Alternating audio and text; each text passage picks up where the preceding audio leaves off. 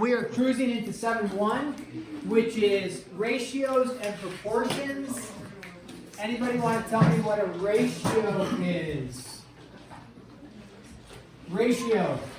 Somebody said, how are we supposed to know what a coefficient is? Well, it's a general math term that is, I quote unquote, common. What's a coefficient, guys? A number from a variable. We use that a lot. All the time. Now, I might be a little gracious. Several people got it. So not everybody got it, but several people did. Let's talk about what's a ratio. You should know what a ratio is. This is back to like probably elementary school-ish. You started talking about ratios. What's a ratio? Comparison of two quantities. Did you read that? Yes. That's what I'm talking about.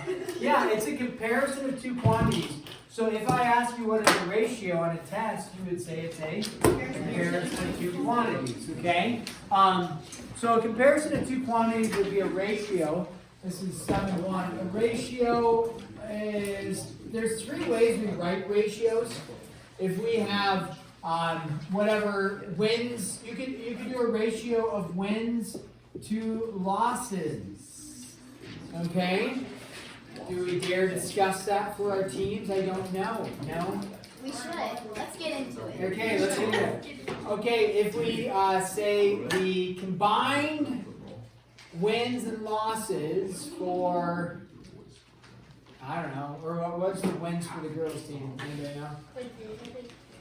4. I was just told. 8? Laugh. Everybody's laughing when you said 8. Why? I was laughing because other people were laughing.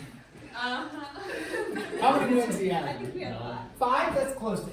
5? We do not have 5. Whatever. Yes, we do. Yes, we do. How many losses? Woo! We're not even going to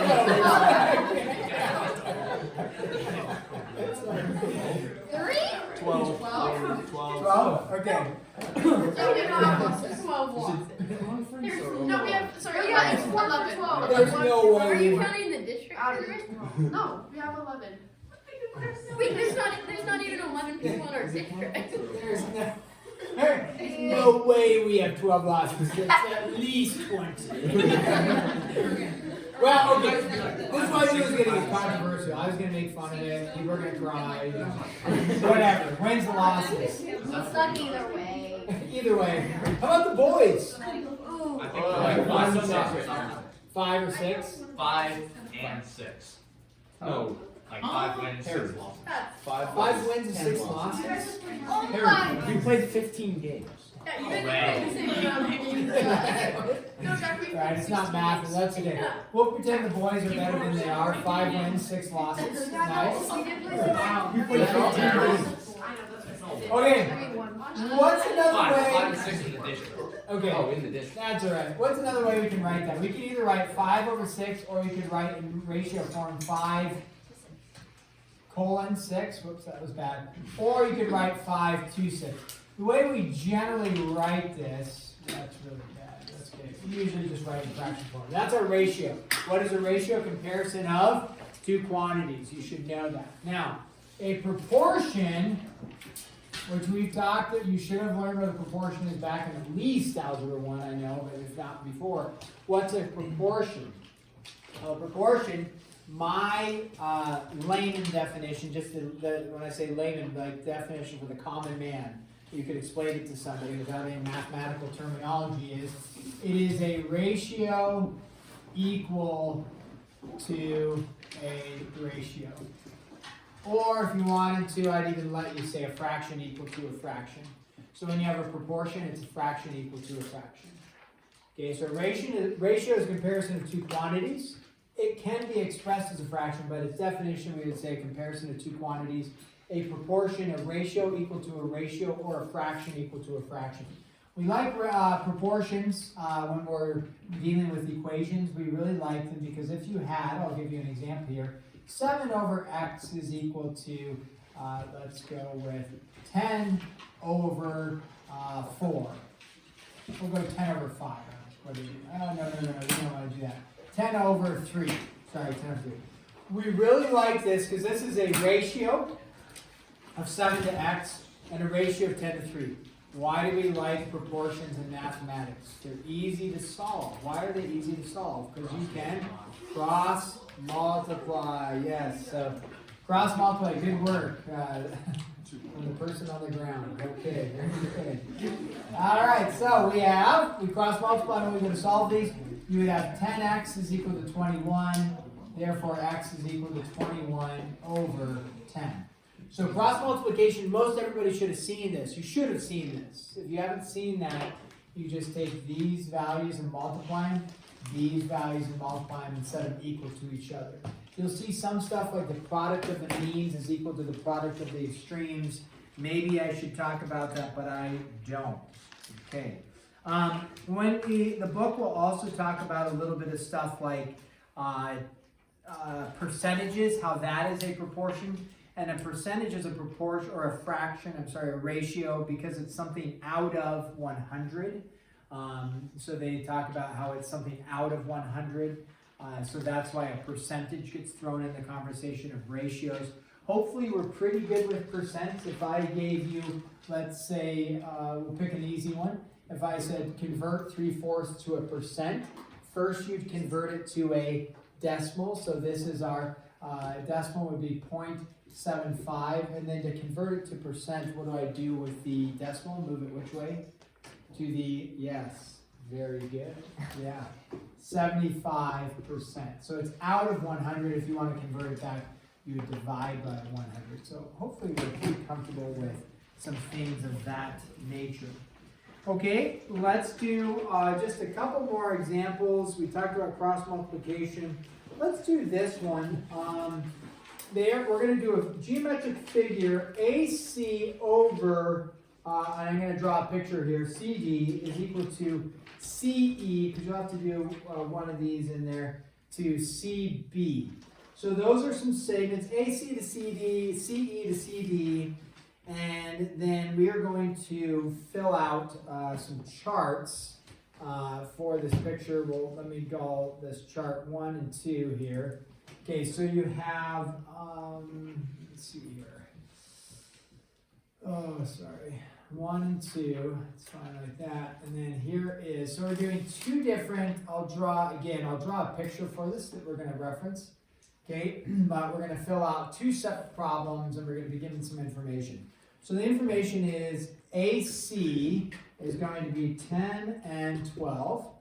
And then when we draw the picture, we'll be able to reference it. BC is going to be 4 and unknown there. And then AB is going to be unknown and unknown. And then CE is going to be, what do we have here? 8 and 10. And then that one is E, D, and then the last one is DC, blank and 9. Okay. So there's a chart. I'm going to draw us a picture for it, then we're going to talk about how to solve with proportions and ratios. Make that a 90, and this goes up there, makes a 90, and A, and E, D, B, and C. Okay, so we have this giant picture drawn. And so we have a triangle, and what they tell us is they give you a chart, numbers 1 and 2, so it's like two separate problems, okay? So we are going to look at problem 1 and then find out what this blank is, what this blank is, and what this blank is, okay? And then problem 2 is its own separate, okay? So meaning, don't try to compare 10 and 12 and write a ratio or a proportion with that. Because AC is 10 for problem number 1, but it's 12 for problem number 2.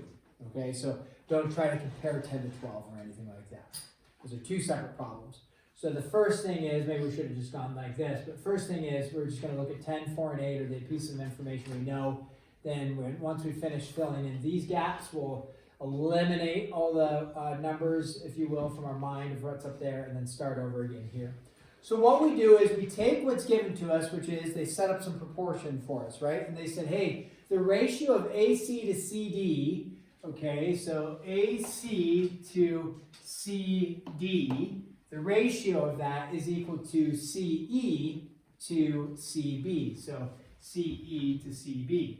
So when we look at that, we take what we know and we say, okay, with this piece of information, can I plug in some values and be able to solve? Now, anytime you deal with a proportion, there's 4 parts, right? 1, 2, 3, and 4. We need to plug in for 3 of them, and then we can solve for the 4th one, usually is what we end up doing. So let's take a look at number 1. Do I know what AC is for number 1? You bet. AC is 10.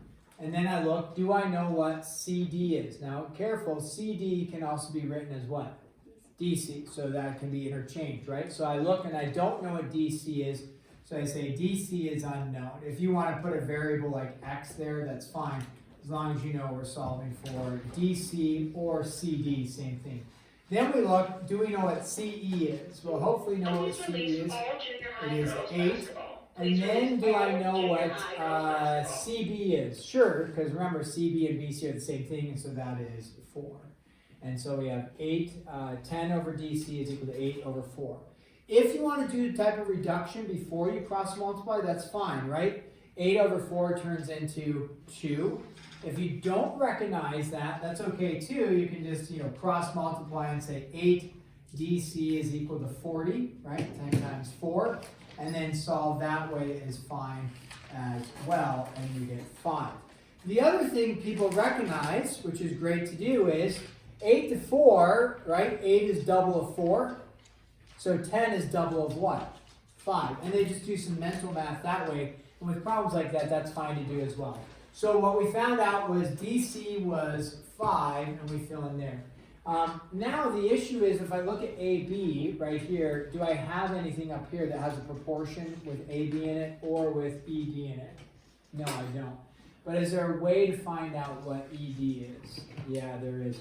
Well, let's start with AB. How do I find AB? Because it's unknown. Well, I take, this is unknown, right? AB. But do I know AC? Well, sure. If I know AC is, what was AC? A total of 10, right? So if that's a total of 10, do I know BC? Well, sure enough, I know BC. If BC is 4, which it is there for that first part, what do I know AB has to be? AB is going to end up being 6. So that takes no proportions, just takes some basic subtraction, right? Total length minus a smaller length. That's actually our segment addition postulate. 2 smalls equal a big. All right. So then we would, we would need to find ED here is unknown. So we take a look and say, do we know DC is 5? So that takes care of that. And then do we know CE is 8 for the whole thing? So that's 8. And what would we know here then? That's got to be 3. So we fill in with 3 like that. Okay. So that's how you do number 1. Now, when you finish, like I think you have a few of these, like when you finish number 1 or row 1, if you will, those numbers, eliminate them from your mind. You're not using 10, 4, 6, 8, 3, 5 anymore when you go to solve number 2, right? So when you go to solve number 2, you essentially are eliminating that from your mind. If you drew the picture, you can eliminate all that, and you're just starting afresh. Same picture, same proportion counts, but we're starting with new numbers. So we would just go, okay, let's fill in what we know. AC is 12.